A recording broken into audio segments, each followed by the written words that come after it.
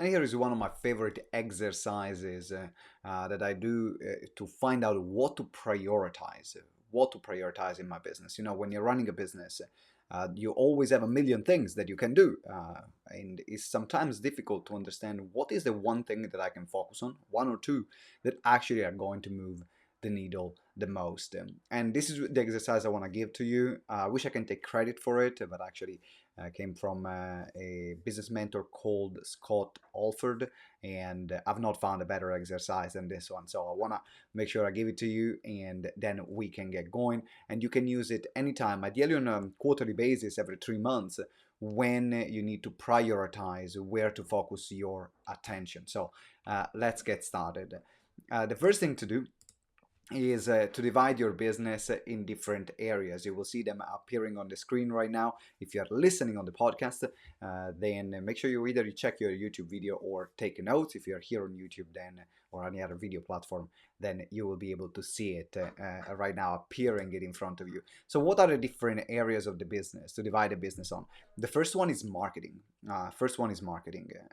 Which is anything that deals with growing your audience and getting in front of new clients.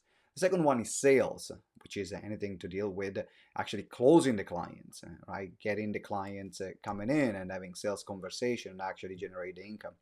The other one is operations. How does your business run? What are the operations that you need to have in place in order to make your business more effective and more efficient? And then we have customer success. How do you get actually your customers and your clients to have an incredible experience, to make sure that this is smooth onboarding, actually get the results that they are paying you for, the results that they want. Then we have mindset. That's the other area, which is mindset. What is your own mindset? Where are you at mentally, physically, spiritually? And then finally, your finances. Finances. So how are the finances in your business? So you can see that now you have this 6 different areas: marketing, sales, operations, customer success, mindset, and finances.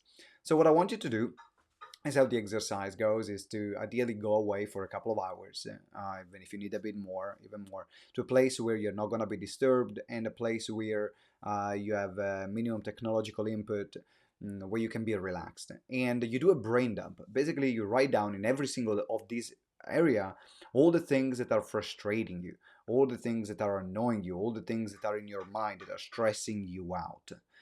So you're putting all your stress, categorizing it in different areas on paper. Once you've done it for each individual area, and try to do your best not to jump around too much. I found it that is easier if I stick to marketing and I just give myself 10-15 minutes of brain dump on marketing. I do the same on sales.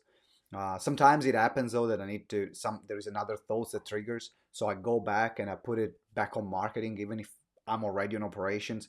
But I do my best to categorize the stress, because then in that case it will help me also be more effective in creating a plan and creating a solution for a plan. Once you have all your stresses laid out, then you want to identify them in order of priorities, which means start asking yourself which ones of these area, which one or two of these area would have the biggest impact if you solve that problem, that would make almost all the other problems insignificant or irrelevant.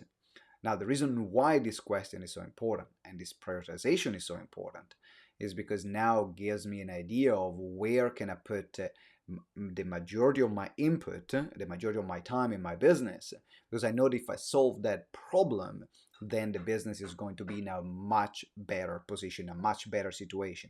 I'm going to be less stressed. So for example, you will have stresses in every area most of the time, or things that you might want to change or frustrating you or annoying you in every area. But I remember that once I needed to grow my audience faster.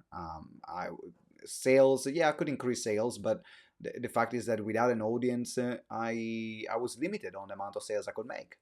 On the audience growth that I had at the time, which was very slow.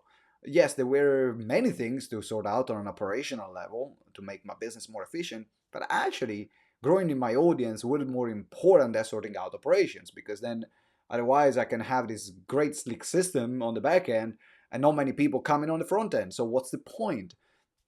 Mindset wise, I was okay. So I can kind of work on my mindset, yes, but which one is the biggest impact, right? So that's the kind of question you're starting asking. And then once you've done that and you have a list of a couple of things that you know they are the core problems to solve, so you categorize them in order of importance, then we are moving to the next stage. And the next stage is going into then creating a plan of solving those problems. So as you can see, at this stage, you're not being asked to find solutions yet. You're not being asked to find solutions. You're not already putting a solution down. Your goal is to solve that problem, because then you're going to find creative ways in which you can solve the problem. For example, once you've identified the area, let's say that it's marketing, and one of the things that, for example, frustrates you is audience growth. Take my own example there. Then you're going to create a 90-day plan, a 30-day plan, and a 7-day plan, and second 7-day category. What do I mean about that? All the things that came out that frustrate you the most, you categorize them in, okay, what can be done in 90 days? So mostly 90 days will be the solution of that particular problem. So if you want to solve that problem, what can you do in the next 30 days? And then what can you do in the next 7 days? So now you're attaching some actions and some creative thinking of things to do or to find out or to sort out in that particular area. So by the time you're finished now with this exercise, you will have a bunch of things that are not immediately urgent to do in the next 90 days, or that will take 90 days to complete. Then you will have quite a big the urgent list, the important list to complete in the next 30 days and also in the next 7 days. And that's how I found that I can solve and be focused on making sure that actually I spend time where in an area of the business that will create a much bigger ripple effect, much bigger impact, and overall will make the other problem less important or less relevant as well. So let's go and recap this particular exercise. You divide your business in 6 different areas: marketing, sales, operation, customer success, mindset, and finances.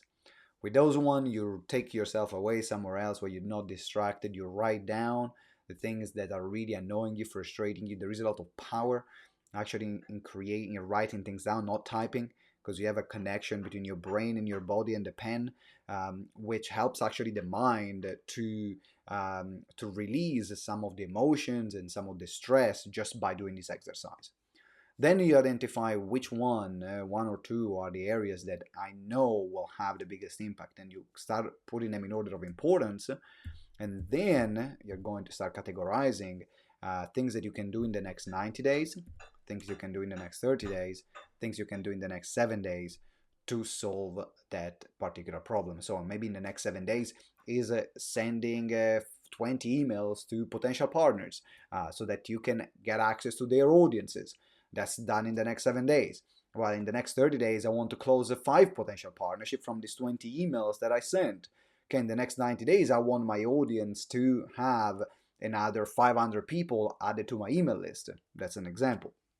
So you can see how this work together, and I promise you, you do this exercise, it will be an absolute game changer for you. I do this every quarter or every time, even if sometimes multiple times during the quarter, if I feel that either I've achieved certain goal or I am quite stressed and I got a lot of things in my mind. There's a lot of clarity in doing that. So go ahead and complete this exercise. You'll find a lot of clarity, focus, direction in a way that you might have not experienced before. So big shout out to Scott Alford for this incredible exercise. I don't know if he made it up, if he created it, or he got it from someone else. But anyway, Scott Alford is the source of where I learned it from. Make sure you implement it, and I cannot wait to see you next video. And always remember that together we grow exponentially. Ciao.